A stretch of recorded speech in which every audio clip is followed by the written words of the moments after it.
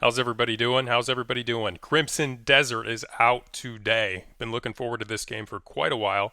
And yeah, I'm actually just going to be watching early reviews for it. I haven't picked it up yet. Curious to see how it goes. Curious to see what some of the streamers, some of the people are saying. And super excited about the game overall. Um, yeah, and actually, I'm going to go ahead and read a few comments that have been left on my channels, on my shorts. I think that might be a little bit funny. Some people uh, not liking comparing Marvel Rivals to that new fighting game coming out, so it's kind of funny. And I do think it looks pretty similar, but regardless, it's funny sometimes the comments you get. I'm going to go ahead and read some of those off, look at the Crimson Desert news, yeah, and just talk video games a little bit here today. It's a little chilly today, so probably one of the last days you can comfortably wear a jacket here in Florida without being overly warm, overly hot. So yeah, I'm going to take advantage of that while I can. It's always nice to get cooler weather in Florida.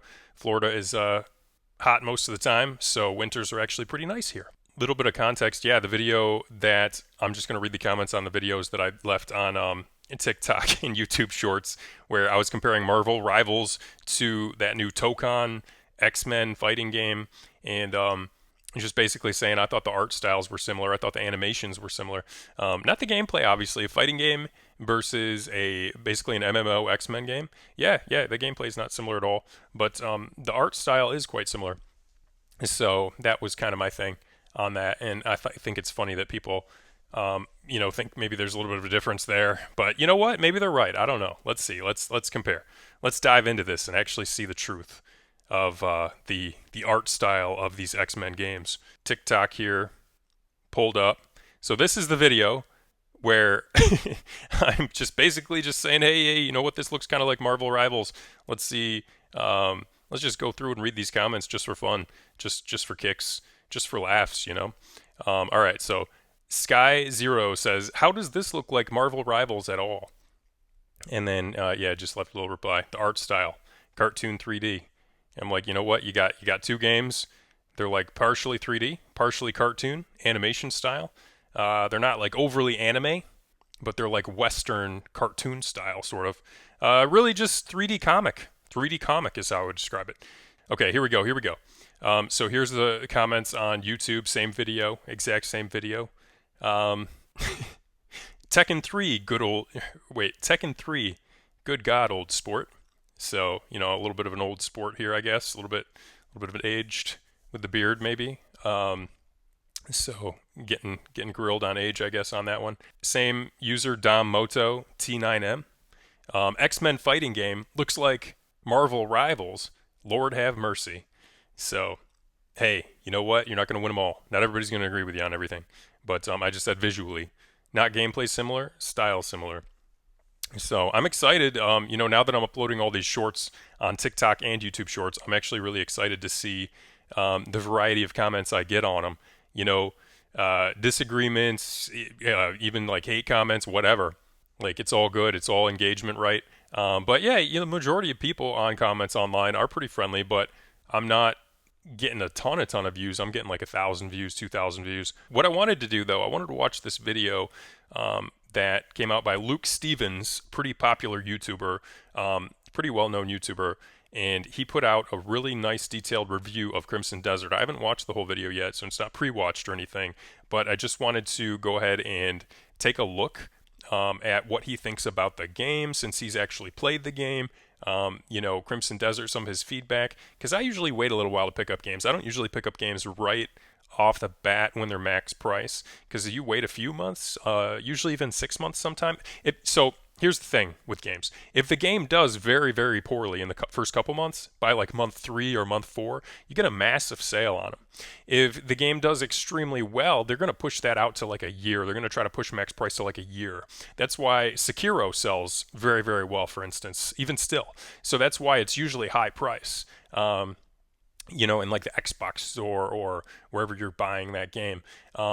Even trying to think of another example. What game? Dark Souls 3. Dark Souls 3 has sales, but they're maybe not as frequent as some of the other games. So Dark Souls 3, I actually picked up the physical copy online, and that saved me half of the price, buying the physical copy of Dark Souls 3 online. So that's always a way you can go with it. And yeah, it just depends on the performance of the game, you know. And if you're buying live service game like a High Guard or a Concord or something like that, hey, it might tank and they might just shut it down. So that's always a risk you're running with those MMOs. A lot shorter potential shelf life if it does poorly than say like a single player game, for instance. Actually, I have tabbed up some of these character comparisons for Marvel Rivals. Almost jumped ahead a little bit. Let's see, character select. Okay, this is Marvel Rivals character select right here. Here's Iron Man. Here's the rest of. I don't know. I'm going so into detail over these couple of comments, but I did receive these comments in this exact same kind of criticism on two different platforms from appearing to be two different people. So I wanted to, I don't know, just go over it because I think it's funny that people really don't think it looks similar. And like I said, you know what? Maybe it doesn't. I don't know. Let's see. Let's look. So this is Iron Man on Marvel Rivals character select screen. And this is Tokon Fighting Souls. Okay, so maybe Tokon, the fighting game, maybe it's a little bit more cartoon, you know, on a deep dive on it. But still, it's 3D, right? It's 3D. It's not 2D. And it's comic book Western art style, not quite anime style. So it's basically, you know, this one might be a little bit more heavy into 3D than cartoon, a little bit more heavy into 3D than cartoon, but it's definitely got a cartoon art style too with Iron Man there. All right, let's look. Basically, the fighting game again, another screenshot of the fighting game.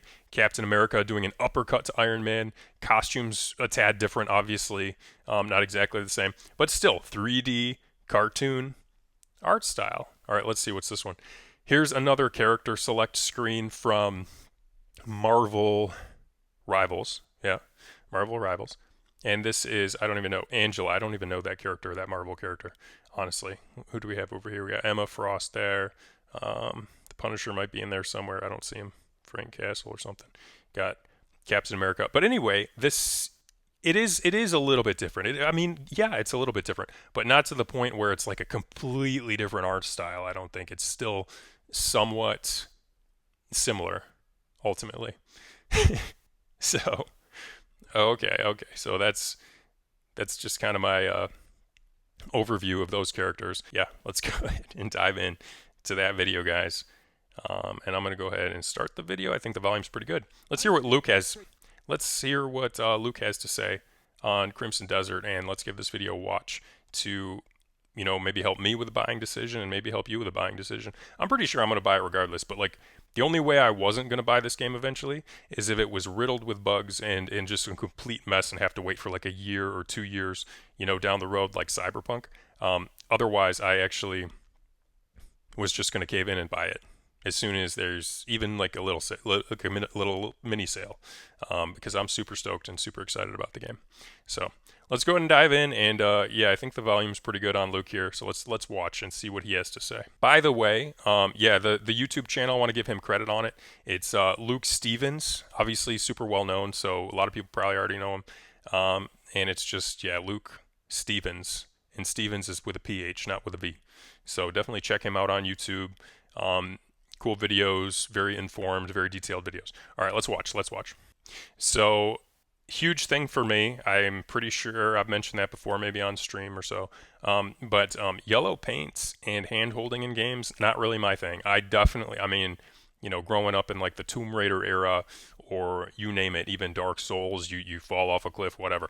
The lack of yellow paint, like the RE4 yellow paint, is a huge win for me. Hate the hand holding. Don't like any of that stuff, really. Don't like the magnetic jumping over a little bridge gap or whatever so much. There might be a little bit of that magnetic bridge gap stuff in this. I don't know. But like this game is on a different level than a very, very linear yellow paint hand holding game. So I appreciate that. I find that to be very cool. That's something I enjoy personally. So I'm going to be sensitive to those of you who are really... Love that. That's great. Thank you, Luke. Thanks for not spoiling it right away. I appreciate it. Where they're just learning how this whole thing works. But then it opens up and lets you start... All right. Yeah. Rough onboarding process. I like rough onboarding processes because once you get the hang of a game like that, it really feels... typically, I mean, if it's got good button mapping, if it's done right, it feels very natural with the buttons, with the gameplay, etc., and you get very used to it. I mean, if you're somebody like me that sometimes you'll stop a game, go into another game, stop a game, go into another, it's like relearning to ride a bike every time, relearning different buttons, completely different styles. Sometimes a lot of games, you got your action buttons or your fighting buttons on the top shoulder buttons now, and then you've got like your jump and your action and pickup buttons on the main part of the controller. But sometimes the games flip that on you. Like what's a good example? Like the modern Final Fantasy remake games. Those games have a little bit different button style that you kind of got to get used to. You got to go over that learning curve again if you're used to playing like a lot of Dark Souls games and stuff like that. So it just depends. And a lot of people, they're just on a keyboard, so totally different thing. But anyway, I like a learning curve on button mapping sometimes, or not everything being exactly the same, because once you get the hang of it, you get the hang of it, and you're really into that game, and you're immersed into the feeling of the button mapping and everything like that. So I think it's cool when it has a high learning curve.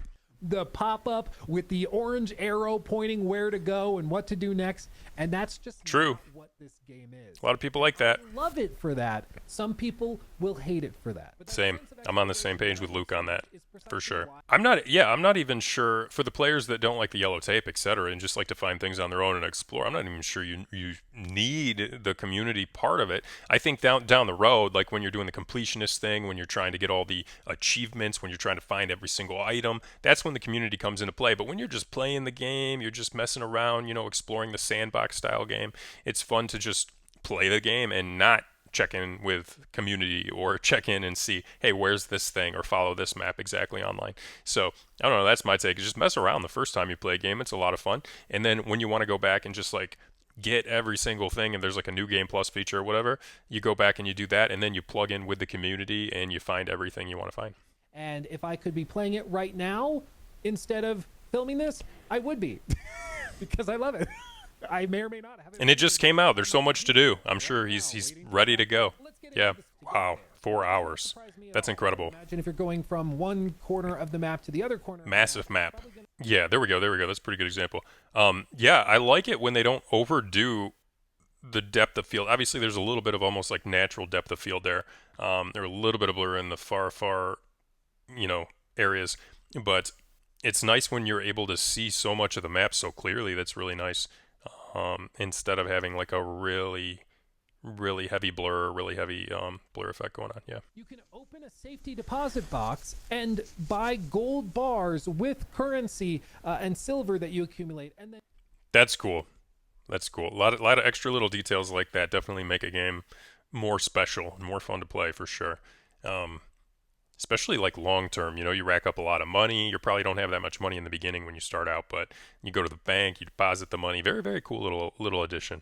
So I'm assuming with these random puzzles in the forest, there's some pretty good loot or some pretty good gear too. So that's cool. Just random puzzles. You have no idea why they're there. You're just like, boop, stumble across them. Massive map. That's awesome. That's another cool thing. I mean, some of those puzzles are hard, to be fair, but yeah, I like it when my hand is not held in a game. Oh, that's right. Yeah. I forgot about that. So you can upgrade your sword, you can upgrade your gear, but not the character itself. So yeah, I mean, it's pretty much the same thing. It's how much damage you do. The output of the damage is going to directly correlate to the damage or the upgrade on the sword. It's a feeling you get when you get lost in a massive open world game for the first time. I had it. Yeah, that happens, like maybe like KCD2, GTA 5. I mean, that's pretty common with an open world game. You're going to get immersed. And this one might do it better. It might do it better in a little bit of ways because they've learned from those other games in the past what made them so immersive, and maybe they've capitalized on that and taken that a little bit further, Okay, what's the bad news? What's the bad news, Luke? Up, and that's where we get to the bad of Crimson Desert. It's not perfect. There's problems. The biggest problem, as far as I'm concerned, are the bugs. There are bugs. Okay. I ran into numerous bugs specifically related to things like puzzles. Just give it time. They'll patch them. That's why I'm waiting a little bit. So they got to fix some stuff, clearly. But that's going to happen with a big ambitious game, I would think. And as far as game bugs go on a game this ambitious, just think about all the people that pre-ordered it, bought it, playing it right now. These are the people, they're almost like playtesters, right? Like, in a way. But they're going to be submitting the bugs like crazy. They're going to be submitting tickets like crazy to the company. So the people like me, and perhaps you, if you're waiting a little bit, you're going to have a patched up game. It's going to run a little bit better. It's going to be a little bit better. I mean, I waited on Cyberpunk. I waited on Final Fantasy 15. I had awesome experiences because I bought those games when they were primed, patched, delivered the way they were kind of supposed to be delivered initially. So it's tough. It's tough to wait. It's tough not to be on the ground floor of something really cool coming out. But it's often a way better experience because you've given them time to just get all that feedback, get all those support tickets, and just work out what they're working out, and make the game better. So yeah, he just he's really digging in, but clearly some really some serious issues that affect quests. You can't complete a quest. Some significant bugs. Thinking probably most of those are going to get patched out within the first few months, maybe 3 to 6 months or so. And then maybe there will be some ongoing things like performance things. I'm not sure, but yeah, let's see what he says about performance. I think he'll probably get into that here about how it runs on different platforms. That's cool. So once you've fortified a fort or taken over a fort or whatever base or something, you actually can give orders to the people in the base. That's neat. Rival anything you see in other AAA open world games. But then rival anything you see in other AAA open world games. That's a huge statement. So, I mean, that's pretty exciting. That's a good, thing for somebody that hasn't played it yet to hear. But yeah, they got to patch some of this stuff up a little bit. But this looks like it's going to be an amazing game. I'm going to wait. I got to wait it out. I want to get a really good experience when I dive into it first. Plus maybe a little bit of a good price on it. But it looks awesome. I mean, it looks great. Olgo, what's up, man? Good to see you, Olgo. Good to see you. The truth about what? Or lie about what? I don't know. Thanks for popping in. Thanks for taking a break and saying hi, man.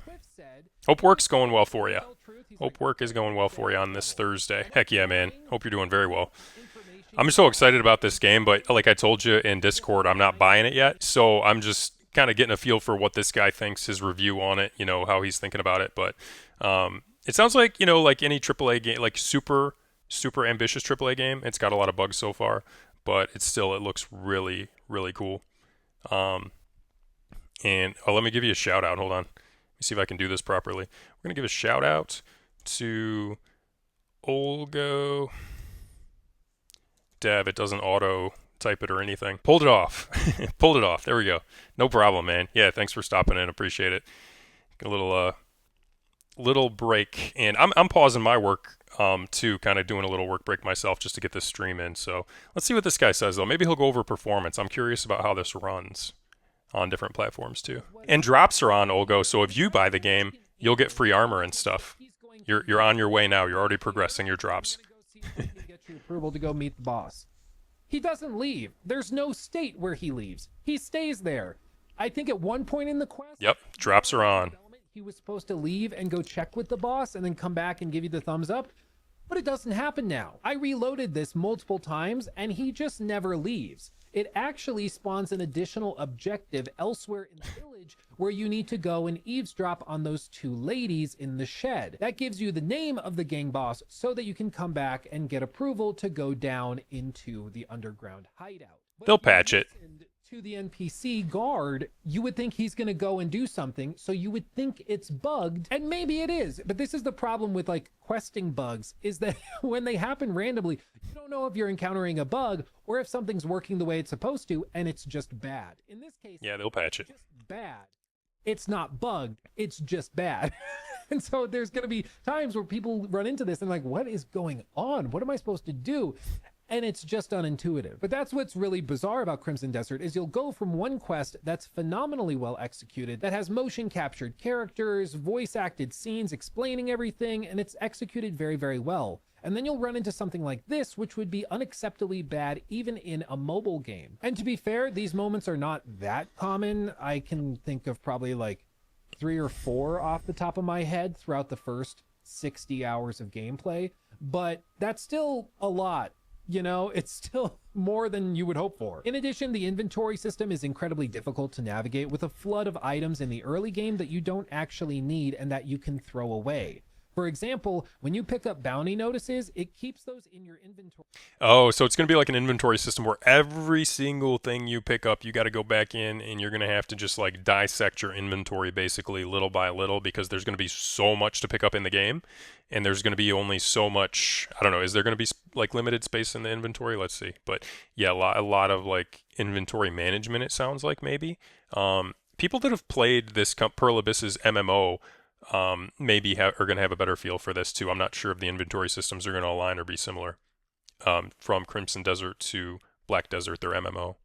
For some reason, and they take up a slot. Or in a quest, if you get handed a piece of paper or a poster or something, you just have to open it in your inventory, hold down left bumper to read it and to learn what it says, and then you can get rid of it. You can discard it and throw it away. The game never tells you that, though. So players who just start the game from scratch will have an inventory filled with junk they can throw away and not realize it. In addition, at launch, there's apparently no clear storage solution for players for them to like store excess goods or crafting materials that they want to use for their camp or settlement. No additional storage besides your armor and weapons. It's main storage. They will be adding a storage locker or something for the player at some point after launch. It's just not going to be here at launch.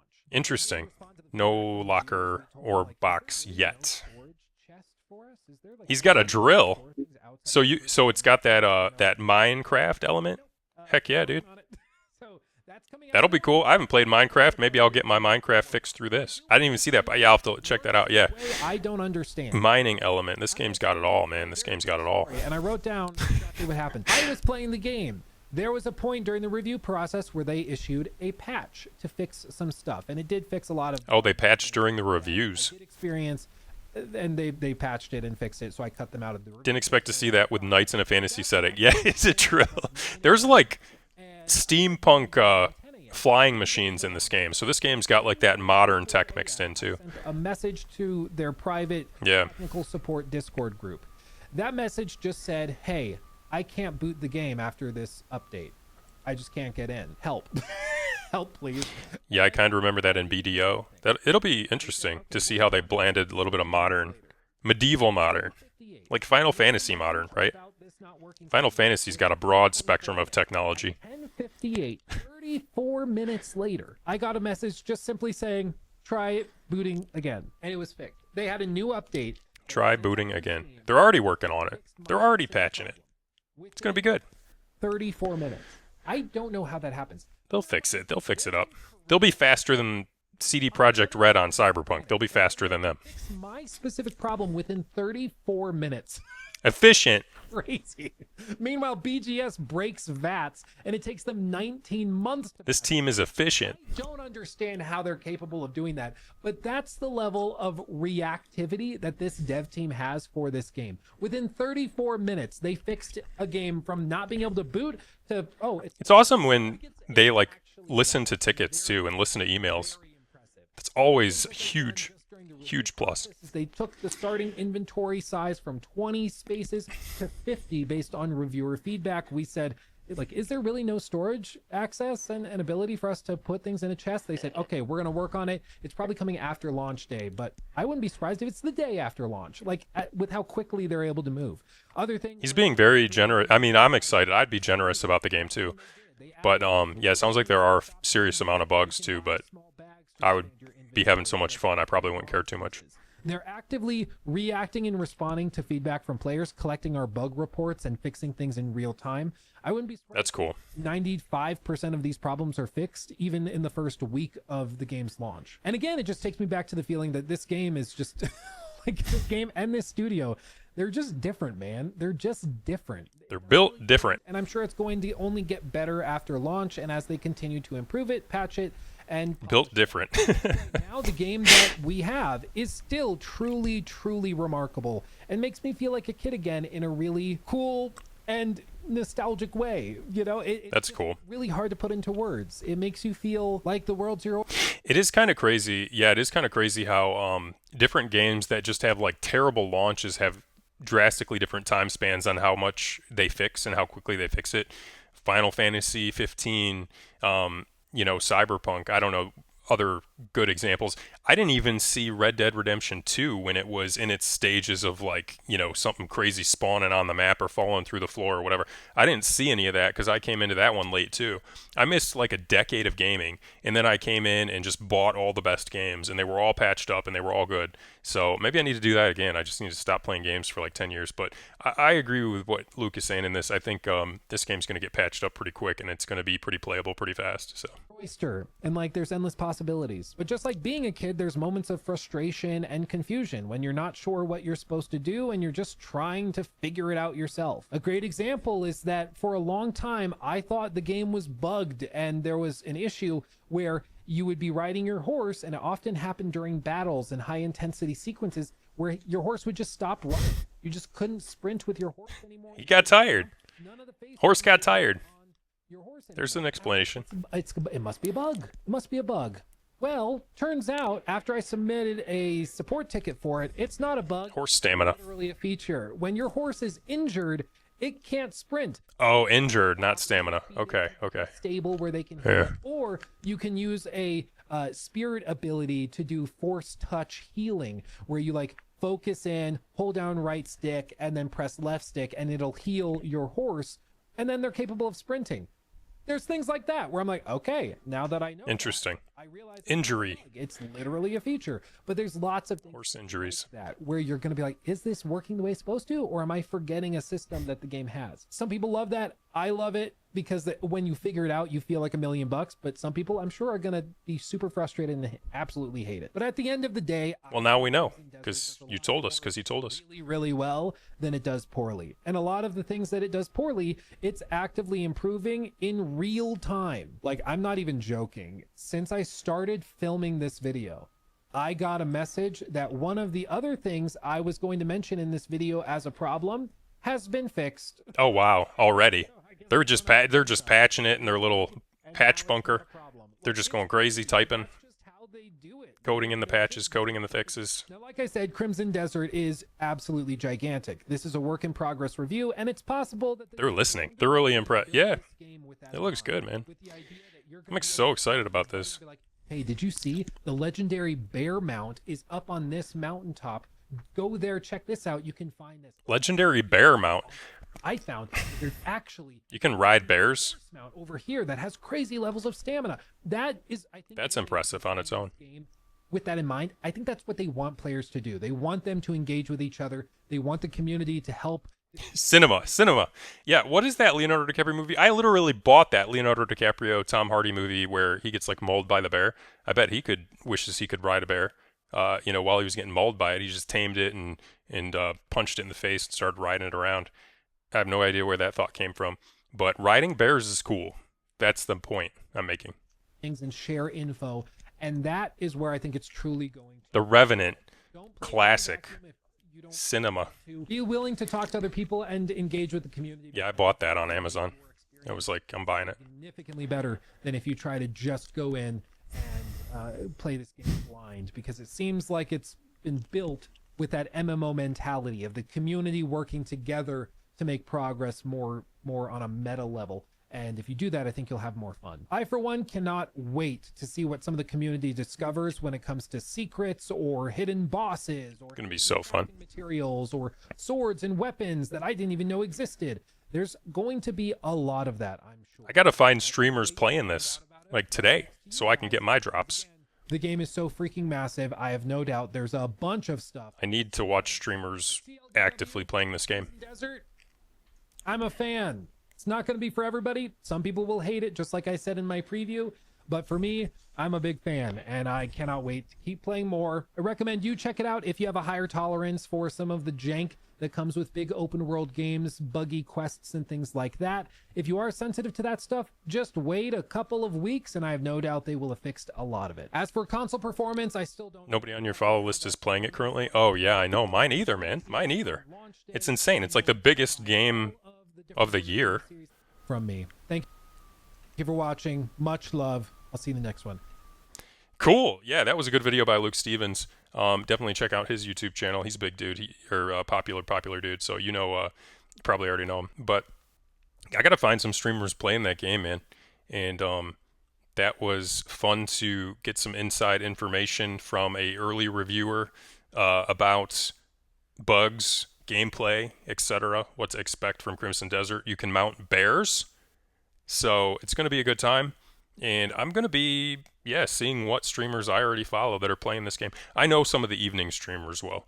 The daytime and morning streamers seem to be leaving this out of their schedule currently, but it'd be good to see. Hey, any daytime morning streamers considering getting and playing this game, go ahead and do it because the drops are going now, and then there's another round of drops after.